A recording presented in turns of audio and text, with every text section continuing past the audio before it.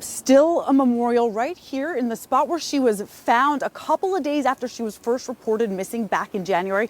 And I want to show you this memorial because look at these flowers. They're fresh, they're beautiful. It just shows people are still coming here to leave flowers, to pay their respects. So I was just able to confirm with police that the body recovered from this pond behind me, well, it is that of a male. But here's the thing, investigators have not been able to identify this person. In fact, they're asking for your help. The only real issue I'm seeing is this tree over here. You can see this branch is cracked off and is on its side here. But here's the thing, the tree is on the campus, but the branch is really not. So it's not even Canterbury's problem right now. Corey, I'm actually standing not too far from where that suspect, Matthew Cross, took his very last breath. Now, our newsroom has done some research digging into his criminal history, and it turns out he is no stranger to law enforcement. Her family was planning on getting her out of custody earlier this week. They were hoping to get her out and on an ankle monitor, but that obviously didn't happen. The judge ruled that she's to remain in custody, and he called her a danger to the public. Now, we also know that she has some access to some sort of tablet like this one because in the call, they keep talking about how she can text him all day if she wants. He has not been placed on administrative leave, so we know that for sure. He's still currently on duty and he's working, but listen to this, Claire and Maisie. This is actually not the first time his name has been in headlines. I'm not really expecting this to be a major turning point in this case, and that's because of this. This is a waiver of arraignment and a written plea that was submitted by her public defender on Friday, which essentially allows her to skip out on today's hearing and enter her plea, which by the way is a plea of not guilty, through her public defender. Listen, it's very unusual to see Florida Highway Patrol investigating something on a residential street, but that's what's going on here. It is completely boarded up.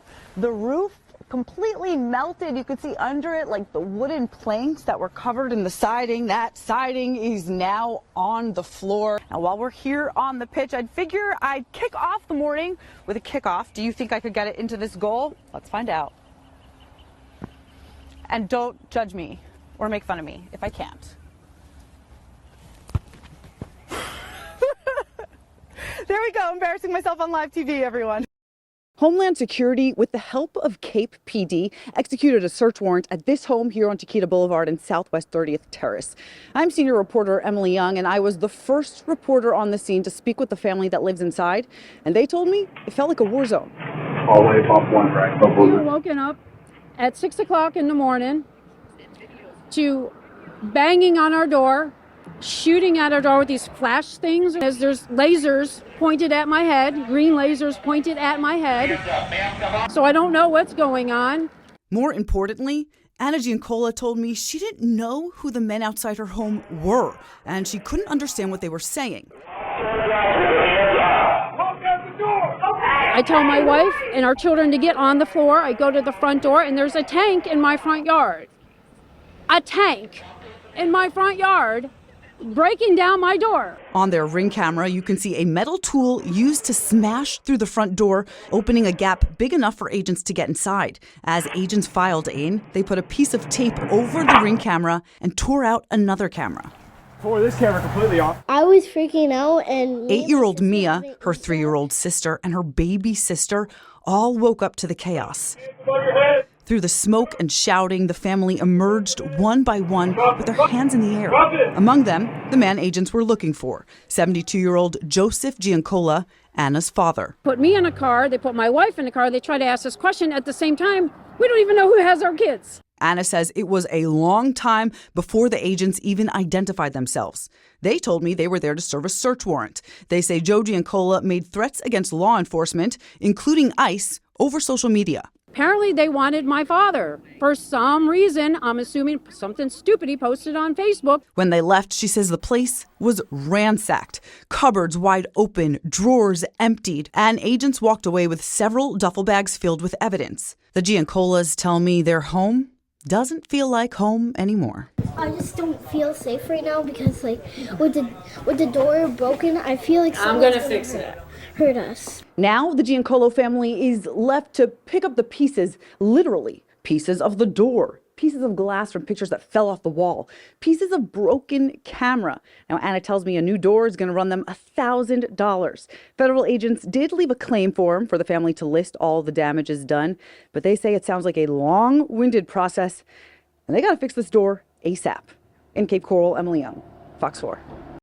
This dilapidated building right next to me was once the epicenter of African American life in Southwest Florida in the 30s and 40s. It was listed in the Green Book as a safe haven for African Americans traveling through the country. This was where you could listen to live performances of the king of jazz, and one of the only places where you'd see mixed races actually dancing together. I'm senior reporter Emily Young, and just looking at this spot, you would never know any of that.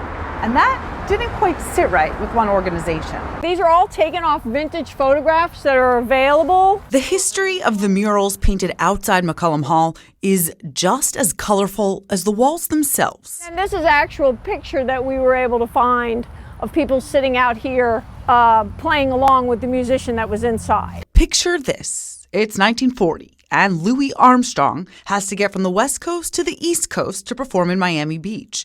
He uses the Green Book to help him find a place to spend the night and ends up here at McCollum Hall. Its owner, Buck McCollum, strikes up a deal with Armstrong and many other famous black musicians that will forever shape the city's role in African American history. You guys could park your vans on my property, but you got to play a few tunes in my event center. B.B. King, Ella Fitzgerald, Duke Ellington, they all also made this deal and performed here to packed audiences. Those that couldn't afford tickets would listen outside along the wall. A lot of them would bring their own instruments and play along. It was kind of like a backyard barbecue happening outside. But as the years went by, McCollum Hall and its surrounding property became a thing of the past, empty, untouched, for years. That is, until Shari Schifrin, the executive director of the Fort Myers Mural Society, drove by it. I come to work this way, and this wall was covered with vines, dirty, moldy, green, but to me it just looked like a blank canvas. The Mural Society got to work researching the history of the place, and boy, did they find it. This lady recognized herself in the picture and drove over from her nursing home, had a driver bring her over to have her picture taken in front of it. The Mural Society tells me they brought these particular images to life to breathe life into the space. And they tell me they hope that this spot will one day again be the epicenter of life in Fort Myers. In Fort Myers, Emily Young, Fox 4.